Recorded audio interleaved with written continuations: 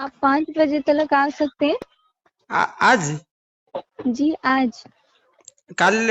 कल होगा क्या? हेलो। ये सर हो सकता है, मगर आपका टाइम 5 बजे तक है ना, इसीलिए मैं बोली। 5 बजे? आज आज 5 बजे को कौन ଯେ ମୁଁ କହିଲି କଣ ଆଇଛି ଏନ୍ତା ଓଡିଆ ଯାଉଛି। जी हेलो। सर। କଣ ଆଇଛି? मतलब? ମୁଁ କହିଲି ଓଡିଆ ବୁଝିପାରୁଛନ୍ତି କି ଟିକେ? नहीं सर, आप कौन सी लैंग्वेज में बोल रहे हैं, मुझे समझ में नहीं आ रहा है। ମୁଁ କହିଲି ଯୋଉ କଣ ମାଲ ଆଇଛି? हेलो। हेलो। हेलो। मुझे कौन आया, मैंने कौन आया है?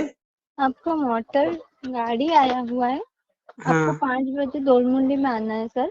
हाँ। आप फिर मुझसे कांटेक्ट करिएगा। ठीक मेरा है। मामू, मेरा मामू अभी क्या जाएंगे, वो नंबर आप दे देंगे, मामू आनेंगे मामू आनी पारिबे? हेलो। जी सर। मैं कहली मेरा नंबर मामू के पास भेज देंगे, आपका नंबर मामू के जी। साथ बातचीत करके मामू आनी पारिबे? मामा कैसे ला सकते